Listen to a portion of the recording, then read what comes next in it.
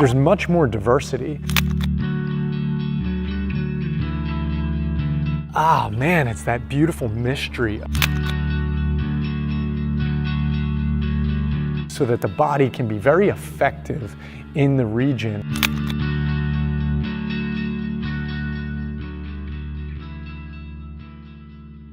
The people of God have always had the call to reveal the glory of God.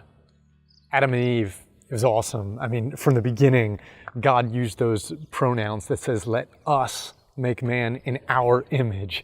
And in the image of God, he created him. Male and female, he made them.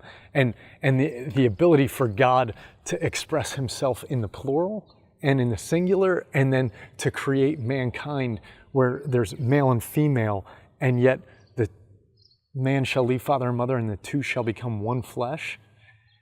Ah, man, it's that beautiful mystery of the uniqueness of the Trinity being revealed, but the oneness of God being revealed. The beauty of the church is that it's not just male and female, it's every tribe, tongue, and nation. It's generations. It's Jew and Gentile. And so in all the diversity of the church, we get this picture in Ephesians chapter 3 of the mystery of Christ, the eternal purpose of the church being revealed, which is to reveal the manifold wisdom of God, or the multiform wisdom of God, the multifaceted wisdom of God. So the point of the church is to reveal all of the diversity of God's wisdom, all the different forms of God's power coming together, being unified together to function together. Now here's the problem. The problem that we have right now is that in the last 500 years, ever since the Reformation, we've been divided more and more and more, but not just over the nature of salvation or the authority of scriptures, like was the original break, in the Reformation. Since then, we've been divided to the point where these spiritual gifts hang out over here, and these theological camps hang out over here. But inside of the covenant of Christ, the one church, we're not just diversified, we're divided. And so we're in need of a reformation again. Because can you imagine what could happen if all the different parts of God's wisdom that are a part of this one covenantal body, if all the different powerful functions of the spiritual gifts were to actually function in unity in your city or in your town? What could be possible in the church? Well, we know what could be possible. What could be possible is that Christ could be revealed, that the oneness of God could be revealed through the oneness of the church, which is why we need a reformation right now that isn't a reformation that's about dividing our theology. It's about coming together over what we can be unified in, which is Christ.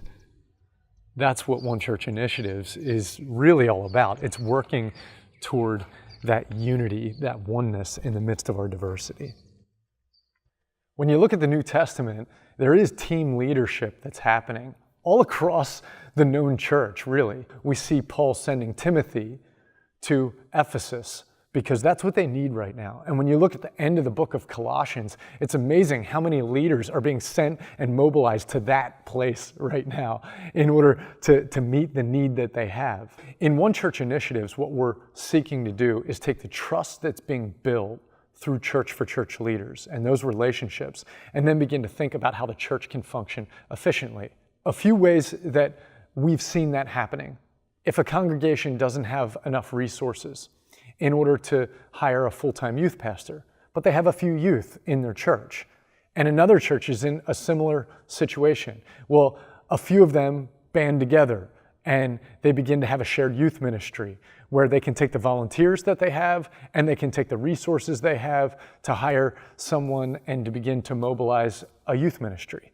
When we begin to orient ourselves geographically instead of just denominationally or racially, there's much more diversity and there's much more ability, if we can trust each other, to mobilize the fullness of God, all the different parts of the body joined and held together, functioning so that the body can be very effective in the region as far as blessing that city and mobilizing the church to do the work of the Lord. When that's taking place, that's when we start to see the need for the third initiative, which is equipping the church.